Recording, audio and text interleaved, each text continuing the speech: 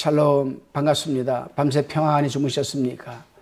오늘도 여러분 하나님의 말씀을 듣는 것으로 하루를 시작하는 여러분 행복한 하루가 되시기를 바랍니다. 오늘은 잠언서 23장 1절로 35절의 말씀을 가지고 우리가 묵상한 것을 나눠봅니다. 본문 23장에서는 먹는 것과 죄물을 탐내지 말고 의와 정직을 구하며 진리를 귀히 여기고 지혜롭게 행함으로 부모를 기쁘게 하라는 교훈과 음료의 유혹을 멀리하고 술 취하지 말라는 교훈을 담고 있습니다.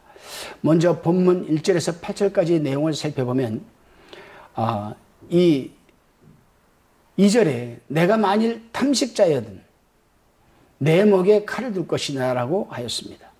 이 말은 음식을 탐하면 죽을 각오를 하고 먹으라는 겁니다.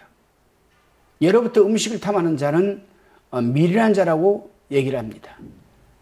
그렇습니다, 여러분. 사실 식탐을 하는 자들은 보편적으로 성인병을 갖고 있으며 인격상으로도 손실을 가져오게 됩니다. 이 식탐으로 인해서 갖게 되는 성인병은 다시 합병증을 또 유발시키기도 합니다. 저는 치유사역을 하는 데 있어서 식탐을 하는 자는 네 부류로 나누어서 치유사역을 합니다. 먼저는 마음의 상처나 억눌림 등으로 인해서 음식을 마구 먹는 것으로 스트레스를 해소하는 자, 또 악한 영에 붙들려서 식탐을 하는 또 사람, 집안에 흘러내려오는 식탐하는 사람, 또 어려서부터 가난해서 먹지를 못하고 자란 사람, 이런 사람들을 분류해서 저는 사역을 합니다. 그렇습니다, 여러분. 식탐하는 자는 영적으로도 무서운 병을 가져오고 죄가 되기도 하지요. 이렇게 식탐은 무섭고 죄가 되는 것이기 때문에 목에 칼을 둘 것이라고 단호하게 결단을 촉구하고 있습니다. 저는 제 주변에 식탐으로 인해서 당뇨가 오고, 식탐으로 인해서 여러분 시력의 문제가 오고, 식탐으로 인해서 여러분 무릎 관절에 이상이 오고, 식탐으로 인해서 여러 가지 합병증을 걸려가지고 고통당하는 사람들을 많이 보고, 최근에도 그런 사람을 위해서 제가 치유기도 사역을 해주고 있습니다. 여러분, 사실 사람은 무엇을 위해 사는가? 먹기 위해서 산다는 말도 있습니다. 근데 우리가 한번 생각해 봐야 돼요. 먹기 위해서 사는 것인가? 아니면 살기 위해서 먹는 것인가? 이게 비슷한 말고 똑같은 말 같지만 사실은 다르거든요. 우리는요, 살기 위해서 먹는다라는 말이 맞습니다. 먹기 위해서 산다 그러면 뭐 한량없이 뭐 먹게 되겠죠. 근데 살기 위해서 먹는다라는 말씀 속에는 내가 오늘 하루를 살아가기 위해 적당한 양식이 필요하다는 의미가 함축되어 있거든요. 여러분은 어떤 부류에 속해 있습니까? 한번 생각해 보시기를 바랍니다. 다시금 본문 9절로 11절의 말씀입니다. 여기에서 말씀한 이 미련한 자라는 말씀은 어둡고 악한 생각으로 강팍하여지고 또 교만한 자를 의미합니다. 그러한 자는 진리를 업신여기게 되죠. 미련한 자. 본문 9절에 보면 미련한 자의 귀에 말하지 말지니 이는 그가 내 지혜로운 말을 업신여길 것임이니라. 미련한 자. 그렇습니다, 여러분. 우리 주님께서는 이런 자를 개나 돼지 취급을 하였으니 마태복음 7장 6절에서는 거룩한 것을 개에게 주지 말며 너희 진주를 돼지 앞에 던지지 말라.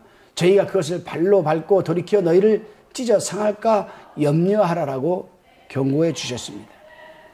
그렇기 때문에 하나님의 일꾼들은 복음을 전할 때에도 지혜롭게 전해야 할 것입니다. 다시금 본문 12절로 16절까지의 묵상 내용입니다. 12절에 보게 되면 훈계라는 말이 나옵니다. 이 훈계는 하나님의 말씀을 의미합니다. 우리가 자식에게 훈계하기 전에 먼저 하나님께서 내리신 이 훈계에 우리가 착심할 줄 알아야 합니다. 특히 여기 착심이란 낱말은 마음을 전적으로 바칠 것을 가르치는 말씀입니다. 그렇습니다. 부모가 먼저 하나님의 말씀에 온 마음과 정신으로 충성하지 않고서는 자녀에게 진리의 말씀을 전할 수가 없게 되는 겁니다. 부모가 먼저 하나님께 뭔가 마음을 다 바쳐 헌신하고 충성하면서 자녀에게 복음을 전할 때에 하나님께서 그 자녀의 듣는 귀를 열게 하시고 마음으로 받아들일 수 있도록 마음문을 열어주는 것입니다.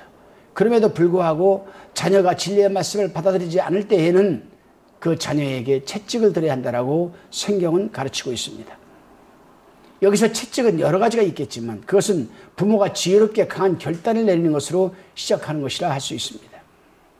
그럴 때 그 자녀의 영혼은 음부에서 구원을 받게 된다라고 말하고 있습니다. 다시금 본문 17절로 28절까지의 내용을 살펴봅니다. 우리 기독교의 교육은 여호와를 경외하려는데 그 우선적 그 목적을 두고 있습니다. 그리고 하나님을 경외하는 자들은 죄인의 형통을 부러워하지 말아야 한다라고 또 7절에서 17절에서 말하고 있습니다. 그렇습니다, 여러분. 사람이 믿음으로 살면서 너무도 가난하고 곤고하다 보면 마음속으로 무서운 시험에 들 수가 분명 있습니다.